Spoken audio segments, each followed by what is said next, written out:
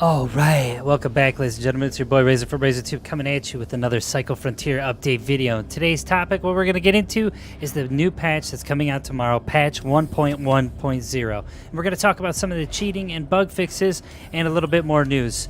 For you guys as new prospectors coming to the game and dropping into Fortuna, we're going to see a lot of new updates coming in the near future, along with this one tomorrow. So, if you guys are new to the channel, drop that sub and like and hit that notification bell for the most up-to-date and recent news for the Cycle Frontier. All right, so let's get into the patch notes that they released today, and we'll talk about it. And whoo, let me tell you. All right, here we go. They're pretty good. Okay, so let's scroll through everything. Okay, so first things first. The Cycle Frontier posted on Twitter. If you guys want to check them out, they're at the Cycle Game on Twitter. You go ahead and they post their patch notes and when they release them on there. So, you know, if you don't want to rely on me, you could always go to Twitter and find it there. They said patch 1.1.0 is coming out tomorrow, along with some tweaks and numerous bug fixes. Maintenance is planned for tomorrow morning. We'll share the exact time as soon as we have more news. You can find all the details here. So let's talk about the patch notes. All right, it says, greeting prospectors community team here. It is time for our first patch. So this is the very first patch since they went into the preseason mode. Thank you everyone for your patience and your great feedback. It is wonderful to see so many of you tread the soil of Fortuna 3 and be so active in our community. There are some things that we need to iron out and that we've put our focus on, though not everything is part of patch 1.1.0, as some things will take a bit longer to solve. The friends list, for instance, is a super tricky topic. There's a workaround. However, make sure to set the Steam friend list to public. This should do the trick for the meantime. It says, we are sorry that some of you encountered issues like crashes, getting kicked back to the planet, or other nasty things that prevent you from having fun. It would be great if you enable GPU crash debugging in your options to help us identify additional problems that are going on with the game, right? A lot of these problems are tackled today, yet there are also various reasons why these things are happening. So they had unstable internet connections, and there was programs interfering with the connection or visuals, right, that were kicking people in the game, and of course cheats as well. I know a big issue and a huge topic right now for most of the prospectors playing this game and all the new players is a lot of them are getting kicked, and they cannot reconnect once you've been kicked from an instance. I know the devs are working on that right now, so stay tuned for more news about that as soon as we get it. Awesome. All right, so it says, as I just mentioned, cheating, we tuned our values in the afternoon, and there should be some visible improvements. It is clearly an ongoing fight, and we can already see large improvements on all fronts compared to our previous betas.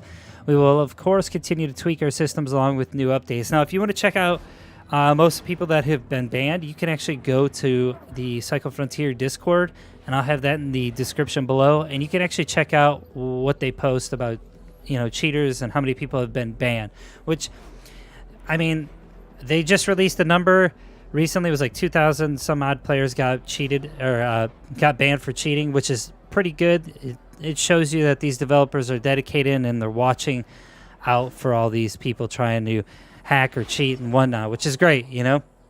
It improves the quality of life of the game, and it makes it good for the player.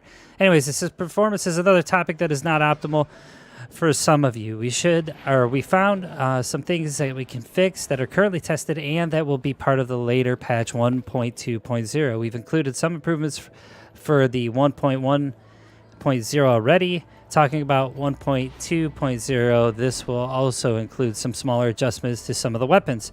So, with that said, time to dive in the content for patch 1.1.0. All right. Now, changes. The Gorgon ammo counter received an update.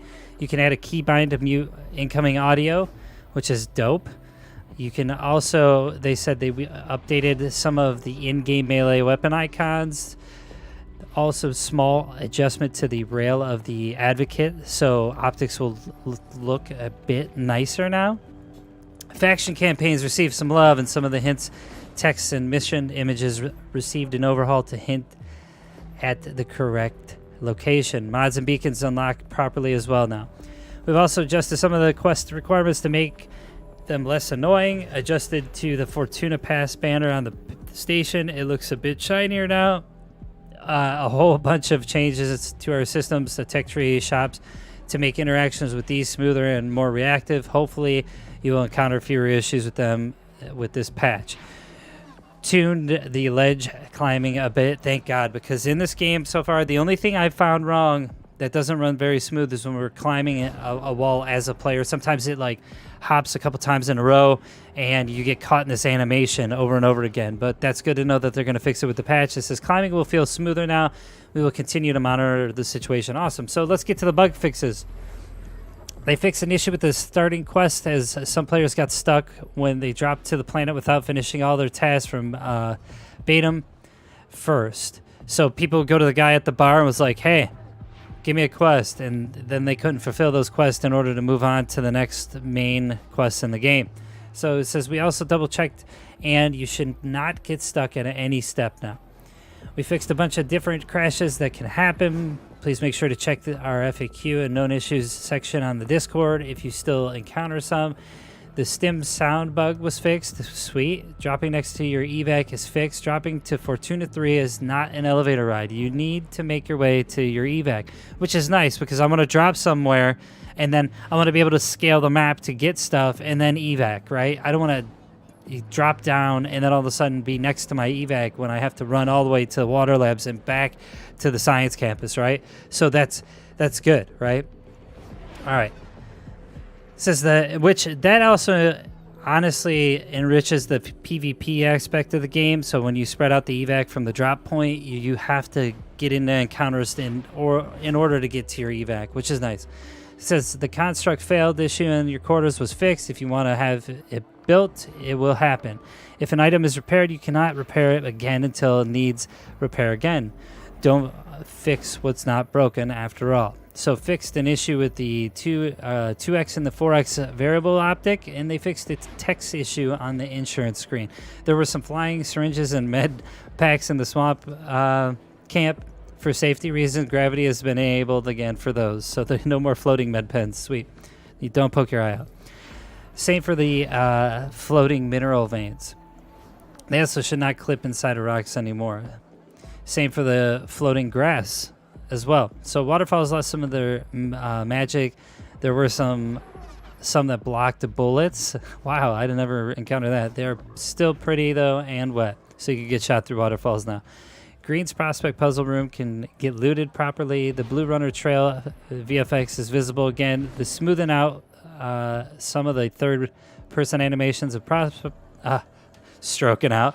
They smoothened out some third-person animations of the prospectors, and we got rid of the additional X when picking up multiple items. The number is displayed correctly now. A handful of keybinds for the Japanese and Chinese versions of the game received their proper name, and your mineral scanner got fixed as well. It does not malfunction anymore and led you to the already mined ores.